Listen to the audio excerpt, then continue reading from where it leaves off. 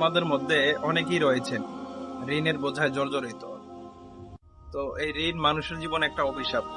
আল্লাহ তাআলা আমাদের সকলকে ঋণের বোঝা থেকে মুক্তি দান করুন। হাদিসে পাকের মধ্যে এমন একটা দোয়ার কথা উল্লেখ আছে, যেই দোয়াটা হযরত আলী রাদিয়াল্লাহু তাআলা আনহু রাসূলুল্লাহ সাল্লাল্লাহু আলাইহি ওয়াসাল্লাম কাছ থেকে শিখেছেন। এবং একজন গোলাম তার কাছে গিয়ে বললেন যে আমি আজাদ হইতে পারতেছি না।